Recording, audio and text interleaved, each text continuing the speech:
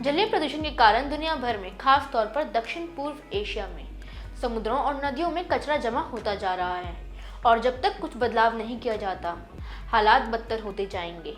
Mekong नदी जिन देशों से होकर गुजरती है, वे दुनिया का कचरा स्थल बनते जा रहे हैं। कचरा नदियों में जमा होता जा रहा है, जिसके जलीय जीव मारे जा रहे हैं। वहीं समुद्री जीव प्लास्टिक भी निगल रहे हैं और बाद में इन जीवों का सेवन मनुष्य द्वारा किया जाता है। महामारी के दौरान यह स्थिति और भव्य हो गई है।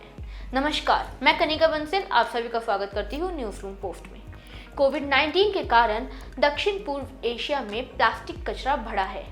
एक बार इस्तेमाल होने वाले मास्क, खाद्य पदार्थों के पैकिंग वाले सामान और ऑनलाइन शॉपिंग की पैकेजिंग के अवशेष आदि का कचरा इस दौरान बढ़ा है। अप्रैल 2020 में बैंकॉक में एकल इस्तेमाल वाले प्लास्टिक कचरे का दैनिक औसत 2115 टन से बढ़कर 3400 टन से अधिक हो गया था। लॉकडाउन के कारण फिलीपीन और वियतनाम जैसे दक्षिण पूर्व एशियाई देशों में कचरे का रिसाइकलिंग 80% से अधिक रुक गया था।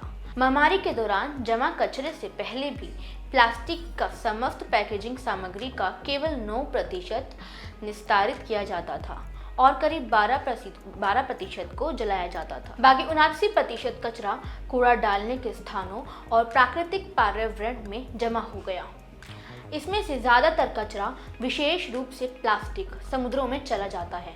यूएन एनवायरनमेंट के 2018 के एक अध्ययन के अनुसार हमारे समुद्रों में साल भर में करीब 1.3 करोड़ टन प्लास्टिक कचरा जमा हो जाता है। समुद्र में प्लास्टिक का प्रदूषण अनेक देशों की एक प्रमुख समस्या है, जिस पर प्रति वर्ष 2500 अरब डॉलर की अनुमानित लागत आती है। समुद्री जानवरों की करीब 267 प्रजातियां प्लास्टिक के कचरे के निगलने या अन्य कारणों से प्रतिकूल रूप से प्रभावित हुई हैं, जिनमें कछुए, व्हेल, मछली और समुद्री पक्षी आदि प्रमुख हैं। हालांकि यह संख्या और अधिक होगी क्योंकि छोटी प्रजातियों का ही अध्ययन किया जाता है। इन जानवरों को खाते हुए मनुष्य भी प्लास्टिक निगल रहे हैं, जो कैंसर और बांझपन जैसे स्वास्थ्य जोखिमों का कारण है।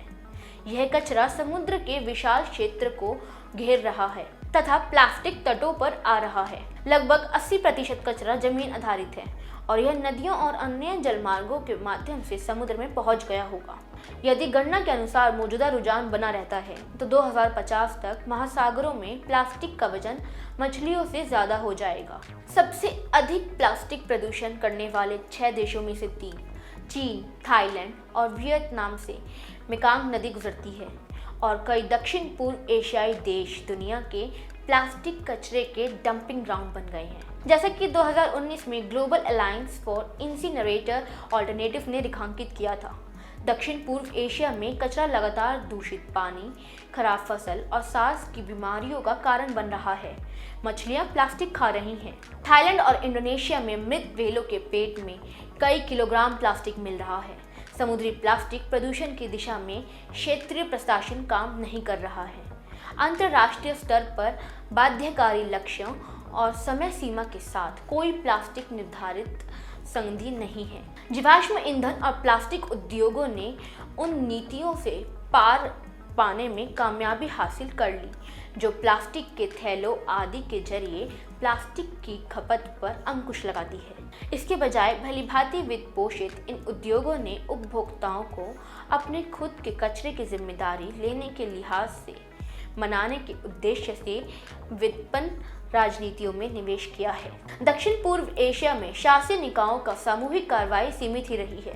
जनवरी 2019 में आसियान देश बैंकॉक घोषणा पत्र के साथ इन क्षेत्र में समुद्री मलबे और प्लास्टिक प्रदूषण से निपटने के लिए सहमत हुए। फिर भी आसियान स्वयं स्वीकार करता है कि समुद्री प्लास्टिक प्रदूषण से निपटने की चुनौतियां जबरदस्त हैं और इनसे पार पाना मुश्किल है, खासकर जब इसकी अपनी भू राजनीतिक संस्कृति अलग अलग देशों के घरेलू मामले में हस्तक्षेप नहीं करने तथा सीमा पार पर्यावरण के मुद्दों पर ध्यान देने के लिए बिना टकराव वाले दृष्टिकोण पर जोर देती है। एशिया में विश्व स्तर पर निर्यात किए गए कचरे का 75% हिस्सा अक्सर ऐसे धनी देशों से आता है जिनके पास घरेलू स्तर पर प्रसंस्करण क्षमता नहीं है। उदाहरण के लिए ब्रिटेन अपने प्लास्टिक का लगभग 70% निर्यात करता है। जुलाई 2017 से जब चीन ने प्लास्टिक कचरे के आयात पर प्रतिबंध लगाना शुरू किया, दक्षिण पूर्व एशिया अमीर देशों का कचरा जमा करने का स्थान बन गया है। चीन के प्रतिबंध के बाद फिलीपीन, मलेशिया और इंडोनेशिया जैसे देशों में आयातित प्लास्टिक कचरे की मात्रा दोगुनी से अधिक हो गई है। इन कई देशों का कचरा प्रबंधन वैश्विक मानकों के अनुरूप नहीं है। कई स्थानों पर घर के कचरे को अलग नहीं किया जाता। कई दक्षिण पूर्व एशियाई देश प्लास्टिक कचरे के बढ़ते बोझ से निपटने को तैयार नहीं है। आज की वीडियो में इतना ही। अगर आपको ये वीडियो पसंद आई हो तो लाइक करें, शेयर करें, कमेंट करें और अगर अभी तक आपने हमारे चैनल को सब्सक्राइब नहीं किया है तो सब्सक्राइब करें। धन्यवाद।